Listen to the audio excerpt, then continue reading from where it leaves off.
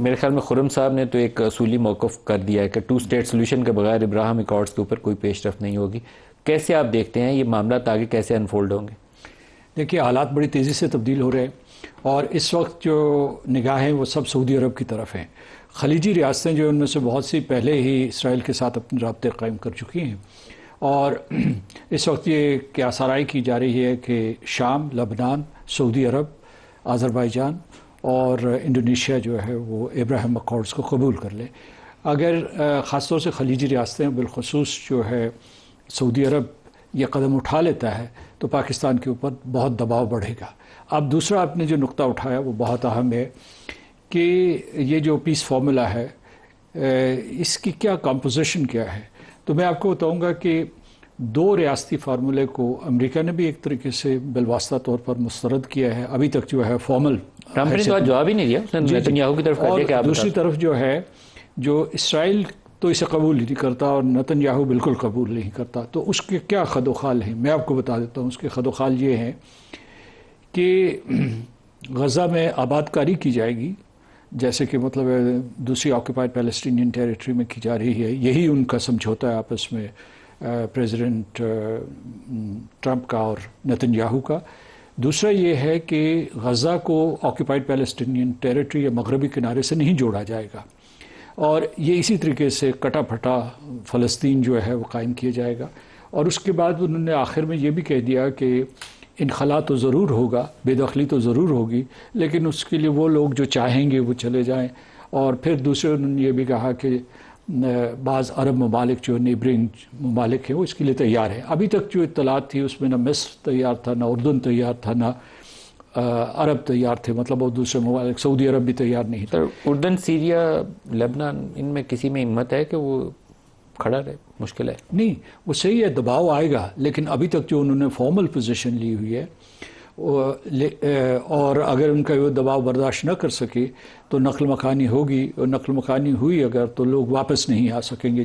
جیسے نقبہ میں ہوا تھا 1948 میں، اسی طریقے سے وہ جو مہاجرین تھے یا ریفیوجیز تھے وہ واپس نہیں آ سکے تھے.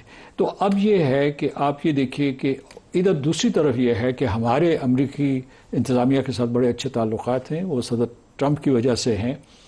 اور جو فیلڈ مارشل عاصم منیر صاحب گئے تھے ان کے لیے ایک غیر معمولی ظہرانے کا اہتمام کیا گیا جس میں ہر موضوع زیر بحث آیا. تو کہنے کا مطلب یہ ہے ہر موضوع سے مراد ابراہیم ایکارڈز بھی؟ میرے پاس اس کا جو ریڈ آؤٹ نہیں ہے، لیکن یہ ہے کہ یقیناً وہ زیر بحث آئے ہوگے. جب واشنگٹن میں تھا تو یہ مسئلہ بار بار زیر بحث آتا تھا جب آپ سفیر تھے. حالانکہ پھر آپ کیا پوزیشن اختیار کرتے تھے؟ ہماری آفیشیل پوزیشن کیا ہوتی تھی؟ ہماری پوزیشن یہ تھی کہ ہم دیکھیں گے، ابھی دیکھیں گے، ٹالتے تھے ان کو. جی. تو اس میں یہ ہے کہ پاکستان کی چونکہ امریکہ کے ساتھ اچھے تعلقات ہیں اور ہم ان کو بالکل کسی طریقے سے بگاڑنا نہیں چاہتے، بڑے عرصے کے بعد اس نہج پہ پہنچے، تو اس لیے یہ ہوگا کہ ہمیں سخت قسم کی اسٹیوٹ ڈپلومیسی کا مظاہرہ کرنا پڑے گا.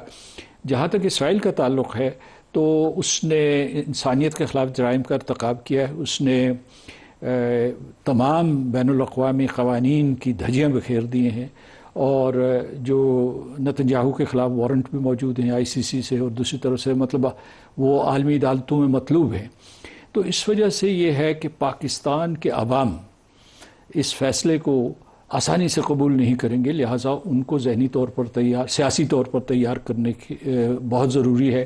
خاص طور سے حکومت وقت جو ہے اس کو سخت محنت کرنی پڑے گی اگر یہ مرحلہ آ گیا.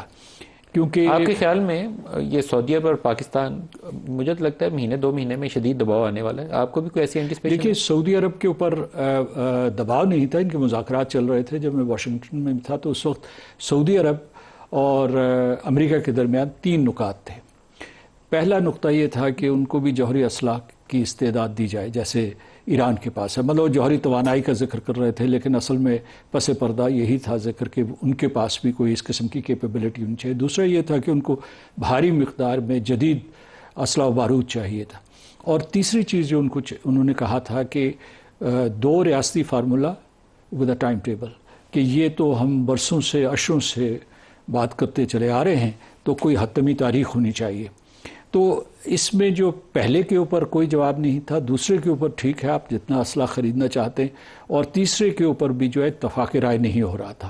یہ آپ کو پتہ ہے کہ بائیڈن ایڈمنسٹریشن بھی ابراہیم اکارڈز کی وارث بن گئی تھی، کیونکہ وہ بھی اس کو فروغ دینے کی کوشش کرتے تھے۔ تو اس لیے یہ ہے کہ جو سعودی عرب کے اوپر دباؤ نہیں ہے بلکہ ان کے مذاکرات چل رہے ہیں، اور 7 اکتوبر 2023 کے واقعات کے بعد ان کے لیے بہت مشکل ہو گیا تھا۔ پہلے تو شاید وہ تیار بھی تھے، سعودیز رک گئے اس سے کہ بہت دباؤ آئے گا۔ جی